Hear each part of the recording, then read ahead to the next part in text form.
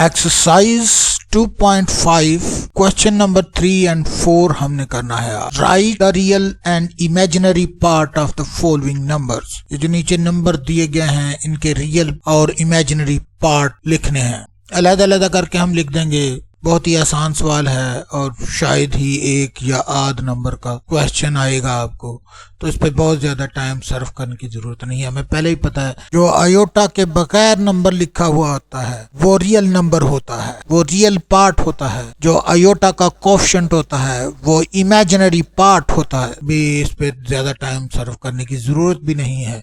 ये हार्डली आपको 2 या 1 सवाल आ जाएगा, तो वो भी 1 नंबर का होगा, तो ठीक है कर लेते हैं इसको हल। 1 प्लस आयोटा सोल्यूशन लिखेंगे, 1 प्लस आयोटा दोबारा लिखेंगे और रियल पार्ट इस तरह। ये एब्रीवेशन है रियल का, तो 1 है रियल, इमेजिनरी पार्ट भी 1 है क्योंकि आयोटा का कोएफिशिएंट 1 है।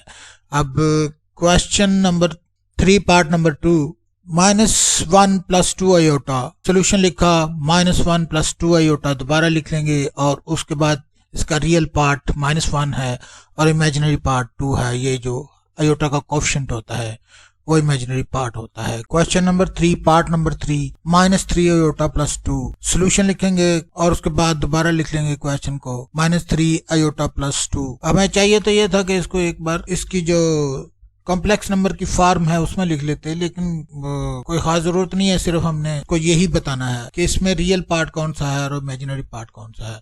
तो ये हम बता देते हैं, ये वाला रियल पार्ट है और ये वाला इमेजिनरी पार्ट है। तो लिख देते हैं real part is equal to 2 and imaginary part is equal to -3। उसके बाद question 3 part number 4, -2 iota solution लिखेंगे। एक बार क्वेश्चन को दोबारा लिखेंगे, 2 -2 आयोटा। इसमें रियल पार्ट है -2 और इमेजिनरी पार्ट भी -2 है जो कि आयोटा का कोएफिशिएंट होता है। तो question number 3 part number 5, -3 iota solution लिखेंगे और क्वेश्चन को दोबारा लिखेंगे। इसमें रियल पार्ट कोई भी नहीं है, तो कोई भी नहीं का मतलब वो 0 है। तो इसमें इमेजिनरी पार्ट जो है वो -3 है, जो आयोटा का कोएफिशिएंट है वही इमेजिनरी पार्ट होता है। उसके बाद क्वेश्चन नंबर 3 पार्ट नंबर 6 करना है, 2 + 0 आयोटा सोल्यूशन लिखेंगे, क्वेश्चन दोबारा लिखेंगे। रियल पार्ट 2 है, इमेजिनरी पार्ट 0 है, तो यही इसका आंसर था। ये क्वेश्चन नंबर 3 तो हल हो गया है। Question number 4, find the value of x and y if x plus iota y plus 1 is equal to 4 minus 3 iota। तो लिख लेते हैं answer of question number 4, x plus iota y plus 1 is equal to 4 minus 3 iota। इसको थोड़ा सा transpose कर लेते हैं। ट्रांसपोज का क्या मतलब होता है? ट्रांसपोज का मतलब होता है इक्वेशन के इस पार कोई भी टर्म को, कोई भी नंबर को इक्वेशन के इस पार ले जाना या इस तरफ से इस तरफ ले जाना, उसको हम ट्रांसपोज कहते हैं। तो इस 1 को हम इस तरफ ले गए हैं और इसका जो साइन है प्लस है तो वो माइनस हो गया है। तो यहाँ पर x plus iota y is equal to होगा -1 + 4 -3 आयोटा। तो ये वाला जो माइनस का 1 है इसमें से जब माइनस होगा तो 3 रह जाएगा, तो यहाँ पर आ जाएगा x plus y iota is equal to 3 - 3 iota.